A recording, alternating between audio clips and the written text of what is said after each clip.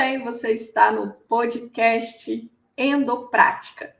E aqui nós discutimos casos clínicos do dia a dia do médico dentro do contexto das doenças endócrinas. O meu nome é Monalisa Azevedo, eu sou endocrinologista há 19 anos e eu ajudo médicos de qualquer área a abordar as doenças endócrinas com segurança e de forma atualizada, para que, inclusive, esses colegas médicos possam se tornar especialistas, possam se tornar endocrinologistas, mesmo que eles não tenham feito residência médica. Então, se é esse o seu caso, você está no lugar certo, seja muito bem-vindo. E no podcast de hoje, a gente vai falar sobre como raciocinar para dar o diagnóstico de SOP, o diagnóstico de síndrome dos ovários policísticos. Muito bem. Olha, talvez você esteja pensando, mas por que falar desse assunto, né? Parece assim tão simples, né? Tão fácil dar diagnóstico de síndrome dos ovários policísticos. Gente, é o seguinte, na verdade, existem alguns segredinhos aí. E o meu negócio aqui é mostrar para você como dar o diagnóstico de síndrome dos ovários policísticos corretamente. Porque tem muita gente aí diagnosticando SOP em mulheres que não têm SOP e deixando passar esse diagnóstico em mulheres que têm a síndrome dos ovários policísticos. E quer queira, quer não, é válido, né, a gente dizer aqui o seguinte, que a síndrome dos ovários policísticos, ela é uma condição muito comum, né, extremamente comum. Na verdade, ela afeta até 20% das mulheres em idade reprodutiva. Então, de fato, é uma coisa que está aí no dia a dia da gente. Só que, assim, é uma premissa básica, né? Que um diagnóstico correto vai ser o pontapé inicial para você abordar da melhor forma as suas pacientes. Então, a minha intenção aqui é te mostrar como é que você faz esse diagnóstico correto, né? Como é que você realmente chega em uma investigação adequada e dá o diagnóstico na paciente que realmente tem a síndrome dos ovários policísticos. Beleza. Então, é o seguinte, se você ainda não está inscrito no nosso canal do YouTube, eu te convido para se inscrever no canal e também para compartilhar esse vídeo com outros colegas médicos, seja nos seus grupos, né, de WhatsApp, às vezes tem um grupo da faculdade, às vezes tem um grupo de colegas. Enfim, compartilhe, porque dessa forma você me ajuda a alcançar mais e mais colegas médicos que precisam saber do que a gente fala por aqui. A minha intenção é democratizar os conhecimentos sobre as doenças endócrinas para todos os médicos desse país. Então, eu conto com a sua ajuda, beleza? E se você tiver dúvidas, comentários ou sugestões, pode postar aqui que a gente vai interagir ao vivo, beleza? Então, vamos lá. Nesse podcast, a gente discute temas importantes e relevantes da endocrinologia para o médico que atende pacientes com doenças endócrinas, para o médico que quer se tornar endocrinologista ou para o médico que quer atender os seus pacientes de uma forma mais segura e atualizada, mesmo que ele não tenha a pretensão de se tornar especialista, porque quem sai ganhando no fim dessa história toda são os pacientes, por esse Brasil afora. Né? Então, a nossa intenção é trazer uma saúde de mais qualidade para os pacientes, né, que estão aí precisando de uma atenção, né, e de um atendimento de excelência para terem as suas dores diminuídas, para terem mais qualidade de vida, para terem uma expectativa de vida também maior. Então, vamos lá, a gente sempre faz isso através de casos clínicos, então hoje não vai ser diferente. Vamos lá, vamos ver aqui um caso clínico. Bom, você atende então uma paciente de 22 anos de idade e ela chega com queixa de aumento dos pelos corporais.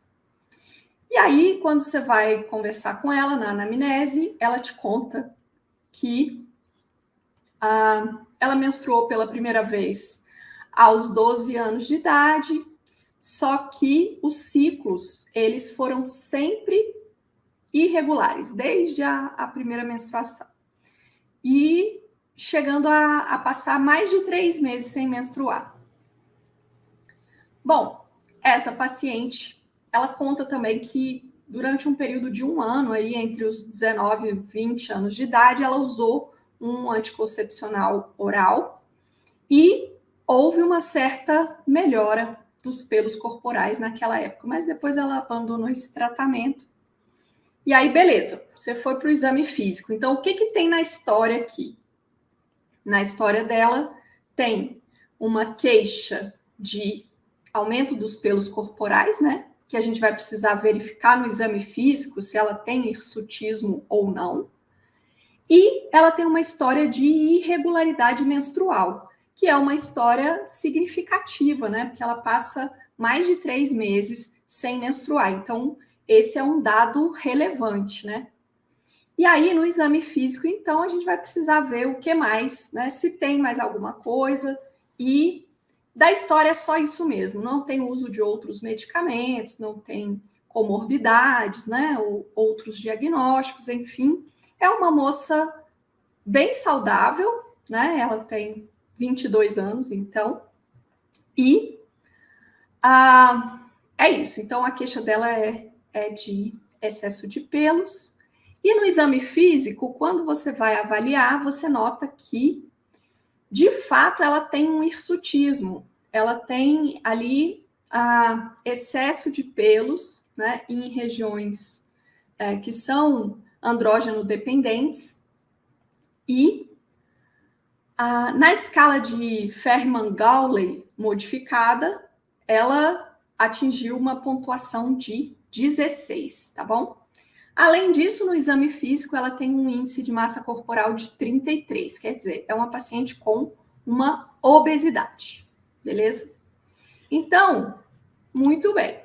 E aí? E agora, né? Como que a gente vai raciocinar? A gente já tem história, a gente já tem exame físico. Na história, a principal queixa dela era de excesso de pelos. Quando você examinou, você viu que, de fato, ela tem um hirsutismo. E, além disso, a gente tem a informação de que ela tem períodos de amenorreia superiores a 3 meses. Aí você fala, opa, beleza, eu já sei, o diagnóstico aqui é síndrome dos ovários policísticos, porque eu conheço lá os critérios de Roterdã, né? E pelos critérios de Roterdã, como que a gente dá diagnóstico, né? A síndrome dos ovários policísticos. Para a paciente ter o diagnóstico, ela vai precisar apresentar pelo menos 2 de 3 critérios, né? O primeiro critério seria o hiperandrogenismo, e aí hirsutismo, né? Excesso de pelos corporais é a manifestação mais comum de hiperandrogenismo. Essa paciente tem isso. O outro critério é a disfunção ovulatória. Disfunção ovulatória a gente caracteriza por períodos de amenorreia, né?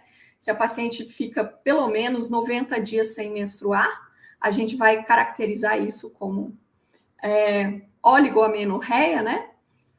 Então, isso caracteriza disfunção ovulatória. Se ela não está menstruando, ciclando regularmente, é porque ela faz períodos em que ela não ovula, e aí por isso ela não menstrua, e aí ela passa, então, períodos sem menstruar. O terceiro critério é a presença de ovários policísticos na imagem de ultrassom. Bom, essa paciente a gente não sabe se ela tem ovários policísticos no ultrassom, né? Porque ela não trouxe esse exame, ela não fez. Porém, como ela já preenche 2 critérios, né? Ela já tem períodos de amenorreia significativos e ela tem o hirsutismo, que caracteriza o hiperandrogenismo, né? Ela tem um excesso de hormônios androgênios na circulação. Então, você pode falar, 2 de 3, né? Então, já tem diagnóstico de SOP. É aí que mora o problema. Agora, eu vou te falar a coisa mais importante dessa live aqui, dessa discussão. Então, se você sair daqui sem lembrar de nada do que eu falei, mas lembrar disso que eu vou te falar agora, já valeu. É o seguinte: a síndrome dos ovários policísticos, olha só, é uma síndrome, né? Um conjunto de sinais e sintomas. Ok. A síndrome dos ovários policísticos é um diagnóstico de exclusão. Exclusão. Antes de você saber os critérios para dar diagnóstico, você precisa lembrar que a síndrome dos ovários policísticos é uma doença de diagnóstico de exclusão. Por que isso, Mona Lisa? Por que isso é tão importante? Por que isso vem na frente?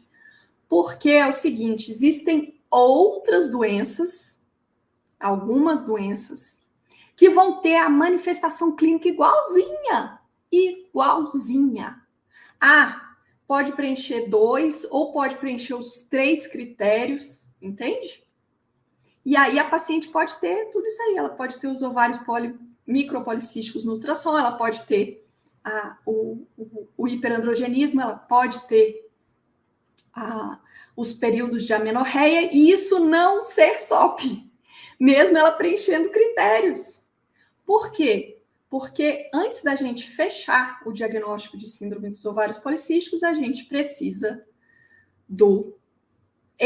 da exclusão, né? A gente tem que excluir essas outras condições que também podem se apresentar exatamente assim e confundir você. Por quê? Porque na síndrome dos ovários policísticos, gente, a gente tem as abordagens possíveis aí, né? Não sei se você se lembra disso, talvez você se lembre, talvez não.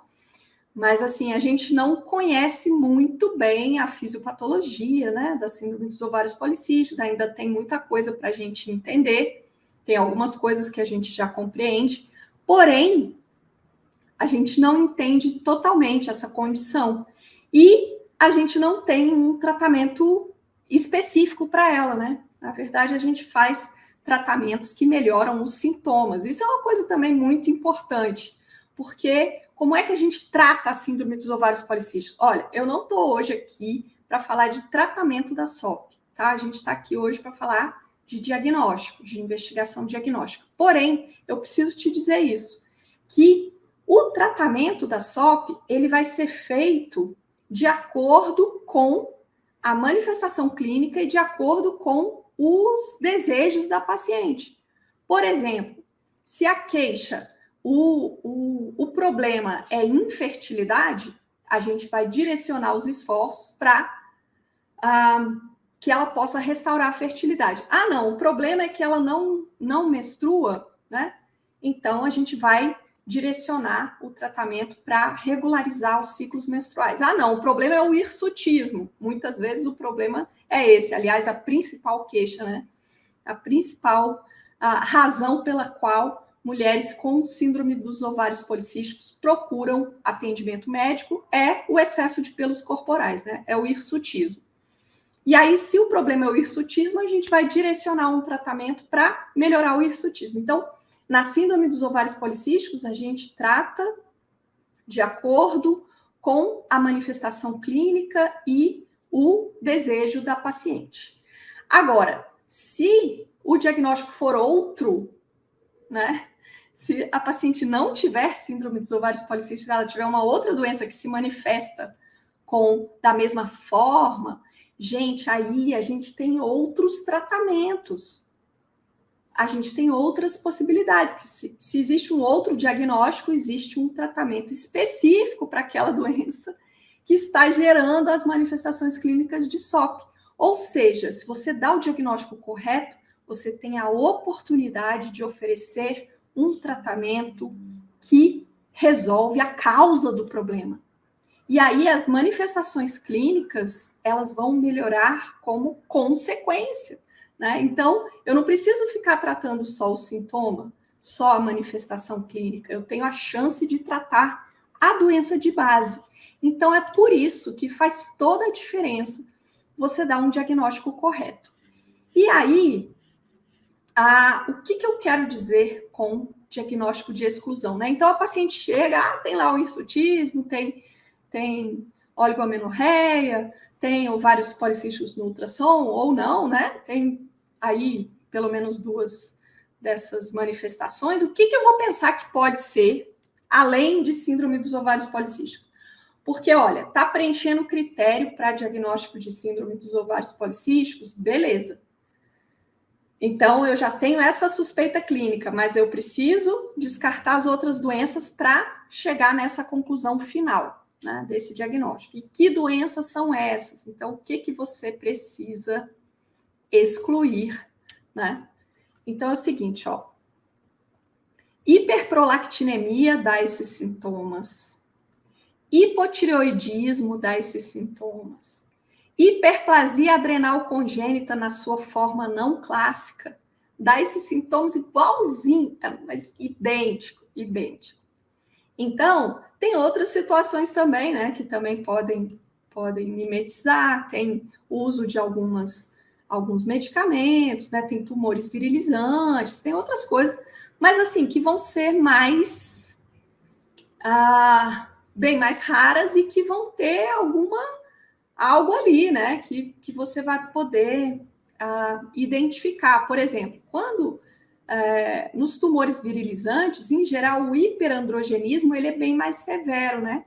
As pacientes apresentam, além de hirsutismo, podem apresentar alopécia, né? Hipertrofia de clítoris, né? Essas manifestações aí mais exuberantes. Se for o uso de algum medicamento, na anamnese você vai ter essa informação. Então, assim, tem algumas condições que você vai conseguir excluir mais facilmente.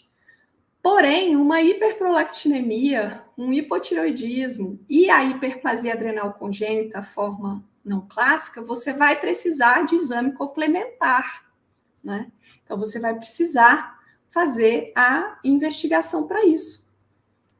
Então, antes de você afirmar que a sua paciente tem síndrome dos ovários policísticos, você vai precisar de uma dosagem de prolactina, de uma dosagem de TSH, uma dosagem de 17-hidroxiprogesterona, né?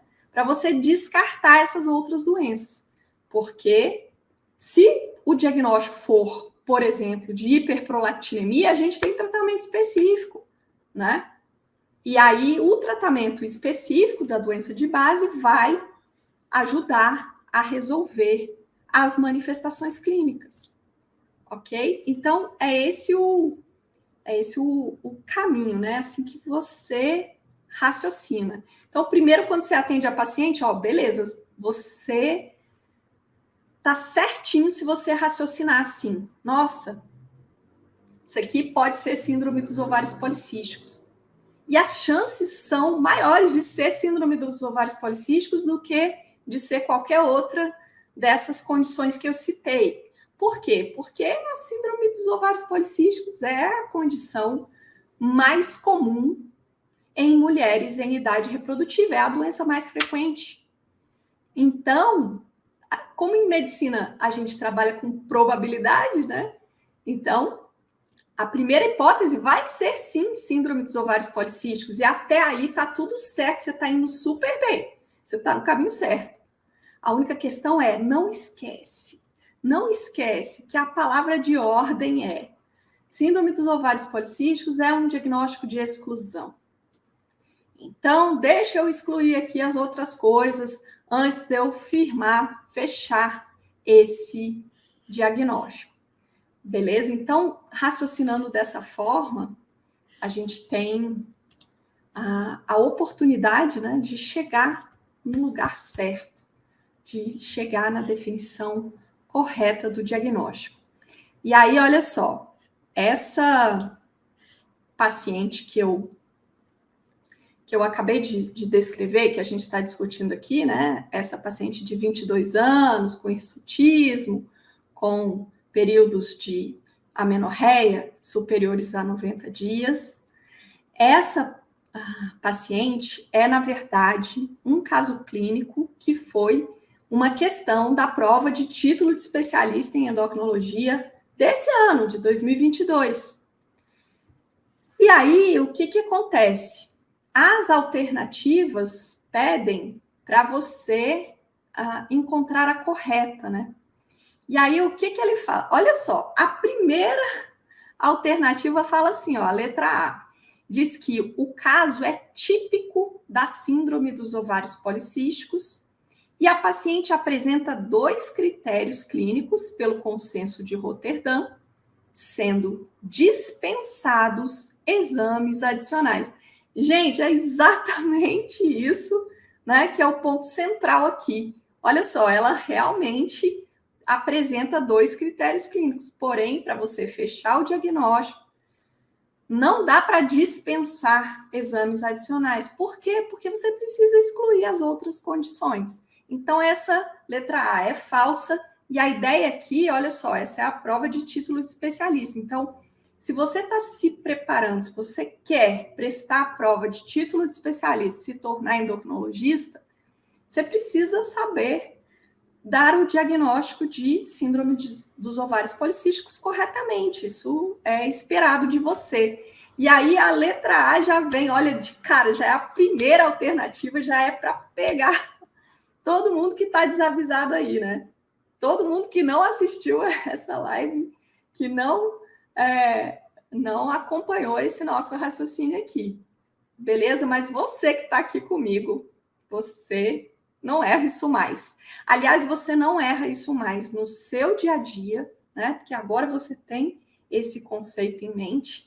Então, nas suas pacientes, você vai dar um diagnóstico de uma forma correta, né? Você vai. Isso representa o quê? Isso representa a excelência no atendimento, né? E aí, se você for prestar a prova de título de especialista em endocrinologia, eles vão te cobrar se você sabe fazer isso na prática. Então, na hora da questão da prova, você vai bater lá e vai acertar, né?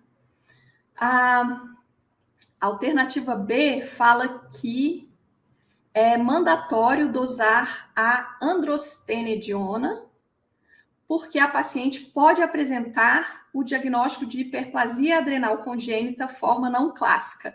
Gente, hiperplasia adrenal congênita forma não clássica é um diagnóstico diferencial da síndrome dos ovários policísticos, isso é verdade. Porém, o exame que a gente usa para avaliar isso não é a dosagem de androstenediona, e sim a dosagem da 17-hidroxiprogesterona. A alternativa C fala assim, que confirmado o diagnóstico de SOP, considerando as queixas da paciente, a mesma deve retornar ao uso de contraceptivo combinado, conforme aparecia lá no enunciado da questão. Eu não tinha comentado isso, né, esse detalhe sobre que a paciente estava em uso de anticoncepcional, mas, de fato, né, para essa paciente, o tratamento seria com anticoncepcional. E a última alternativa, a letra D, fala que como a paciente é portadora de SOP fenótipo A, ela deve ter uma avaliação metabólica, diferentemente dos demais fenótipos B, C e D, que não necessitariam de tal investigação. Gente, olha só, síndrome dos ovários policísticos tem correlação direta com a síndrome metabólica.